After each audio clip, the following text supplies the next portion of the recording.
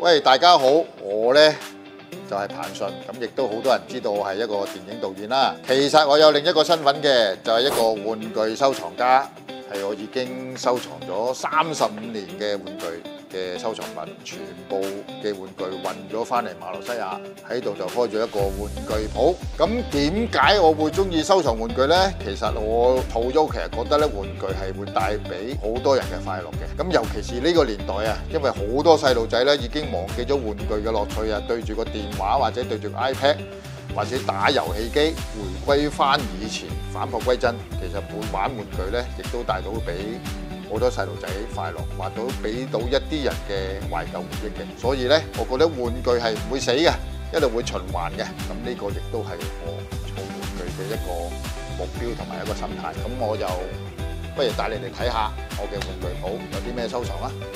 我呢個門口將會係一個收銀嘅地方。嗱，咁啊其實掛咗好多啲舊嘅玩具啊，咁啊盡量做到好似一啲舊嘅玩具鋪以前嘅風格。咁開始睇到周邊咧，跟我過嚟。嗱，你以為呢間鋪頭咧係得呢一忽，原來唔係嘅，仲有我成個玩具場係非常之震撼嘅。咁我亦都係我咁多年嘅收藏。咁啊嗱，呢啲變形金剛大家都好熟悉㗎啦，應該。咁啊再加上呢啲啊，嗱，呢啲係一啲玩具收藏家就會知道㗎啦，唔係攞嚟玩嘅，呢啲玩具係攞嚟收藏嘅。咁呢啲已經係絕版咗玩具㗎啦。由呢度開始咧，大家見到咧就係我暫時係唔會賣嘅玩具嚟嘅。頭先你睇嗰啲咧係會賣嘅，就係1950年代日本嘅鐵皮玩具，咁啊已經停產咗噶啦。而家咧介紹呢兩隻公仔咧，係對我嚟講係喺收藏上邊係有感情嘅，因為係我第一次買玩具收藏就係呢一隻啦。咁呢個嗰時喺香港嗰間玩具鋪賣嘅。嗱，之前我喺 Facebook 咧見過呢個玩具鋪嘅老闆 po 翻一啲佢以前嘅相，咁佢嗰個玩具鋪裏邊亦都見得翻我呢一隻玩具。咁我係證實咗我嘅記憶係冇錯嘅，仲係保存到依家咯，35年啦，淨係好新淨啊！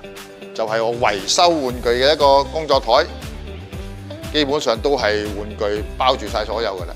咁啊，另一個我嘅夢想呢，就希望可以揾到一啲志同道合嘅人，一齊搞一間玩具主題餐廳。我覺得係可以發展嘅，因為玩具主題餐廳呢，可以係一家大細嚟玩，一齊嚟睇，一齊嚟食。我亦都希望可以揾到一啲有生意做餐廳嘅頭腦嘅人一齊合作。咁我就負責玩具呢一 part， 咁佢就負責餐廳出品食物嘅一 part。咁一齊去 cross over， 睇可唔可以做到一個品牌出嚟，就係叫做玩具主題餐廳。日後我開張嘅時候，大家過嚟參觀下，同埋傾下玩玩具。